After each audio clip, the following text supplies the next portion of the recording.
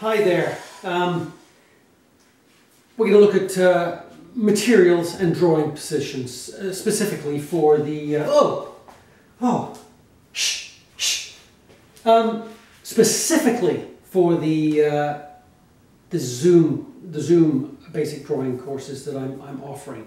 I will send you a link to this this particular video prior to class, but I will also send you the video that I have made for attending a drawing session, whether it's a class or a drop-in life drawing in session, and what I recommend for that, which is an easel.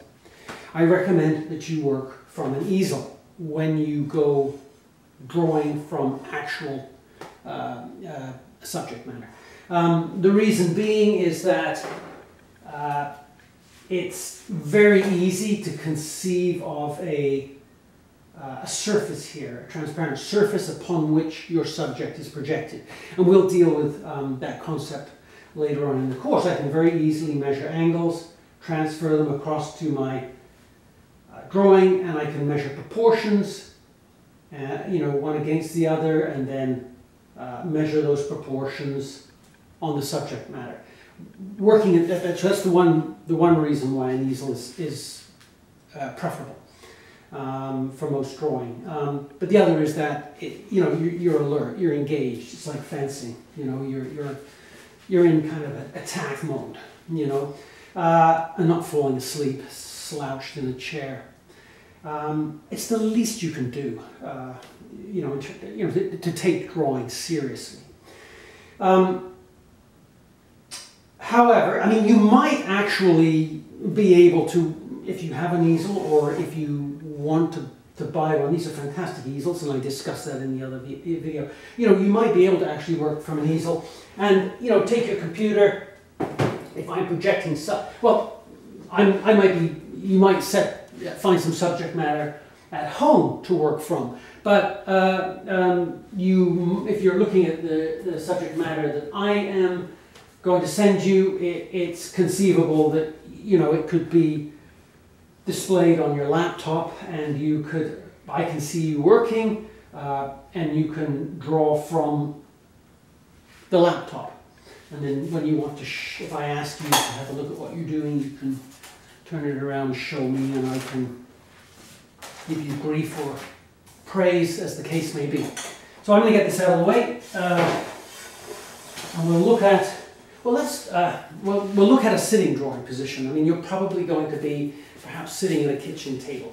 But first, let me just look at materials. And I'm not going to talk about any of the charcoal and erasers that that are covered in the other video. I'm just going to talk about the very simple kit that you're going to require for working at the kitchen table.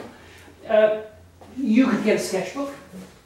You could even get something as small as this. I mean, these are very good quality sketchbooks. They are. There's a little bit of tooth. You can use your crayon sideways, or if you're using a graphite stick, use it sideways. Graphite works really well on a cartridge paper, cartridge type of paper. I mean, you can hardly even see the difference here between my nice greasy Conte type of Cretacolor crayon and the graphite.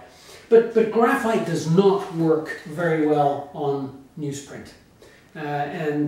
So you could just get an HB or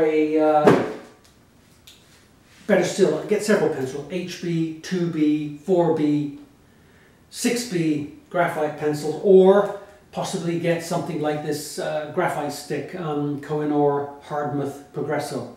This is a 2B, works very nicely. If you really want to spring for something and you're wondering what I'm using a Kohinoor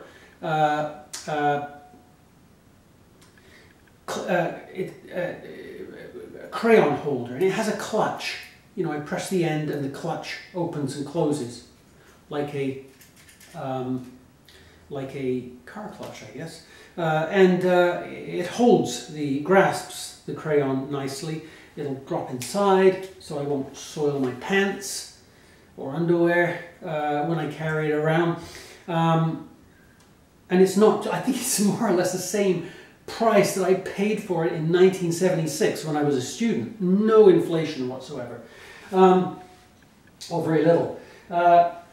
You'll want an eraser. You can use the white Staedtler type eraser, but I generally prefer a kneaded eraser. You really need one of these. I keep making that joke. A kneaded eraser, and they self-clean. They don't really. They basically absorb carbon that's being picked up as you erase. Eventually, when they're full, so to speak, you replace them. So really, all you need is, a few graphite pencils and a reasonable quality eraser, and then a pad. I showed you that pad. This is a nice one. It's about $30, a bit expensive. Local stores,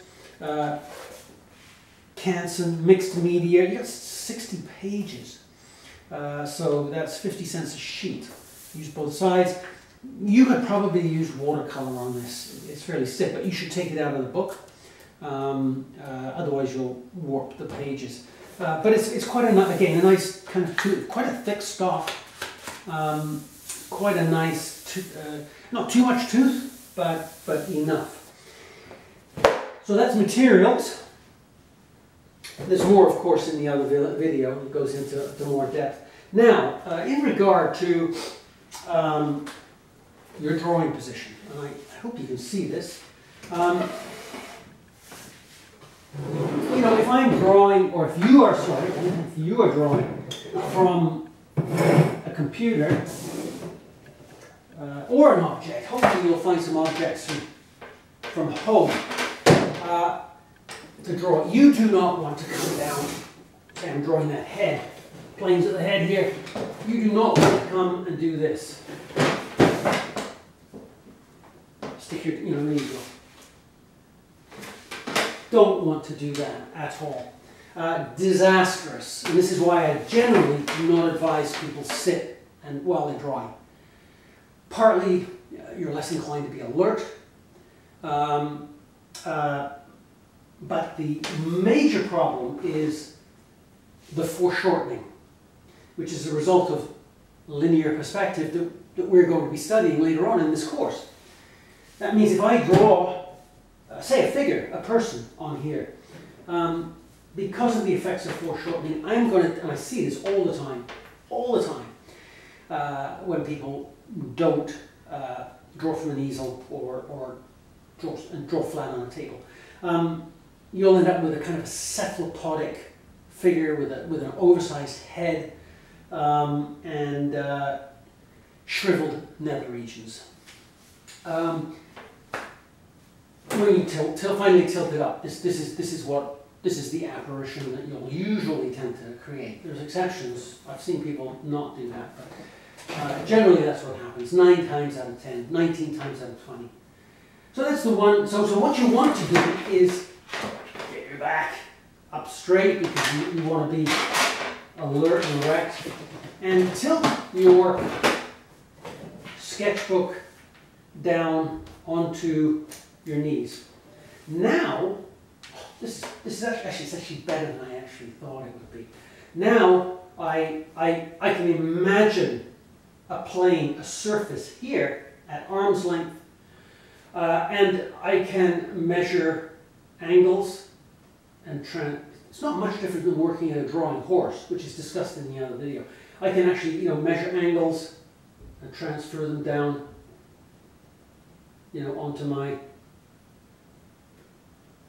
drawing surface, and I can, by locking my complete arm's length, to keep the imaginary surface upon which the subject is projected, to keep it at the same distance. If I move it, it scales the subject up or down and distorts it, or distorts the size. But I can measure proportions as well. It's very easy for me, locking my arm, to measure the width of the head in relation to the height of the head.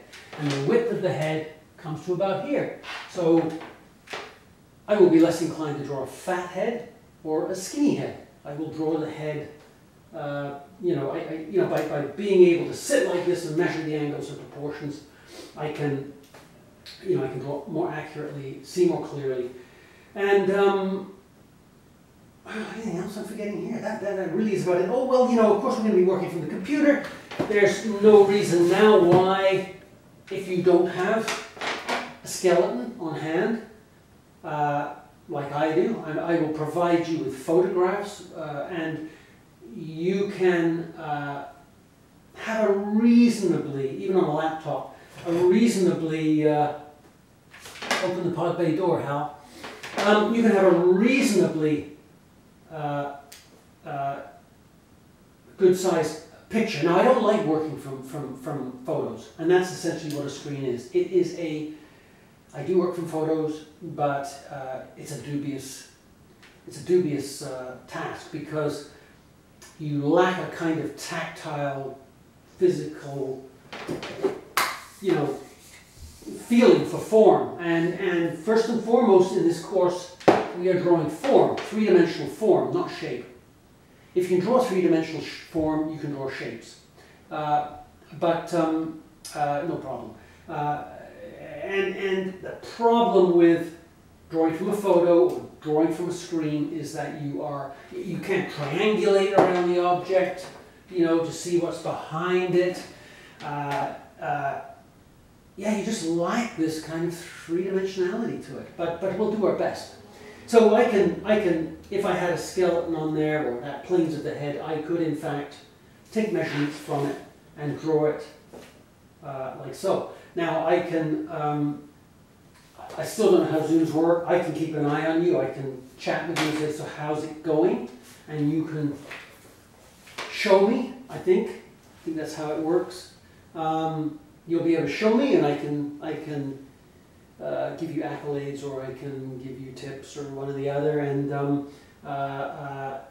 we might even find some other ways of me giving you some feedback on your drawing. Between classes, for example, you might be able to mail things to me. I just don't know how that's going to go yet. But I think it should work fairly well from what I understand. But just to finish up, this is how I want you to sit. This is the sort of sketchbook I want you to have. And I want you to have some pencils, HB and softer, HB 2B, 4B, 6B, or graphite sticks. I want you to have all that, and I want you to have a kneaded or a plastic eraser, and that's about it. So, hope to see you again.